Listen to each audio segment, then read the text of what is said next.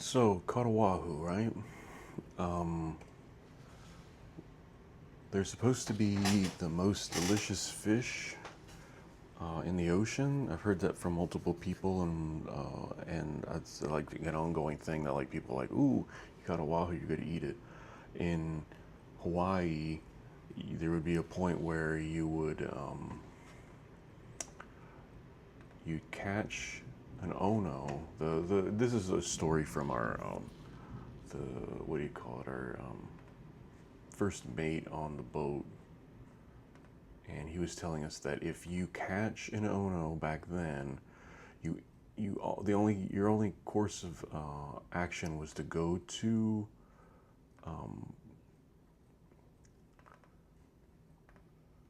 the king and give it to the king.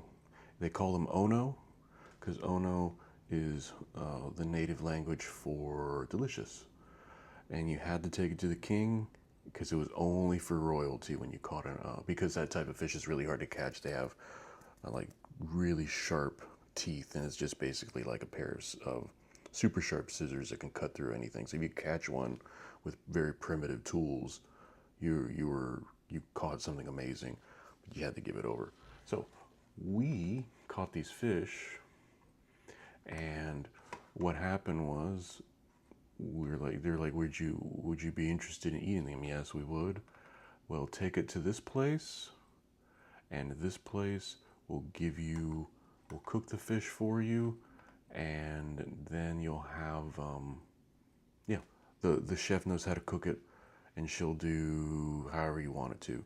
So when we got to the place, we gave them the fish and said, let the chef do whatever she wants with it. She knows better than we do.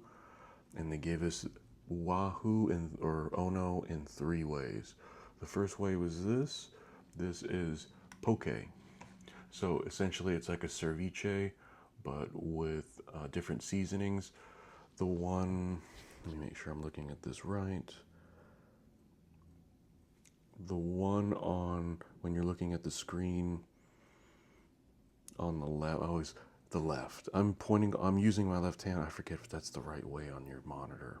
The left one, when you're looking at it, is uh, sesame seed, and I forget all the seasonings for it now that I'm saying it out loud, but I know it was a sesame seed flavor. The center one was more traditional, so that has citrus and sesame seed, onions, those green onions, and I forget what the other thing was. And the third on the one on the right was with kimchi, which is fermented cabbage, Korean. It's a Korean style dish. So out of those three, I think the one on the left was my favorite. So I like them from left to right. They're all amazing. This is fish that was swimming in the Pacific Ocean about 4 hours prior to us eating it, maybe even less, because this was around noon. This was just before noon. I'm looking at the pictures. It's 11:55. So we caught the fish that we ate around 8 o'clock in the morning. So less than 4 hours that fish was swimming in the ocean. It doesn't get better than that. It's amazing. There's me eating. I'm going to put the picture of me eating it. They gave us chopsticks and had a delicious cocktail. I forget what it was. But yeah, that was that. The second one was more like a. I cannot remember how you pronounce the preparation, but it was uh, olive oil, jalapeno. The green is a jalapeno, the red is cherry tomato with some roasted garlic flakes on it. This is amazing. This is the one my wife liked the most because this is something like a dish that we get with yellowtail. Typically, you get this with like a yellowtail, and you'll get like 4 or 5 medallions with jalapeno and the whatever seasoning the chef in the restaurant does. This was a really good one. I ate about 3 quarters of this. And the thing is, when you're eating like this, you're just eating almost straight protein.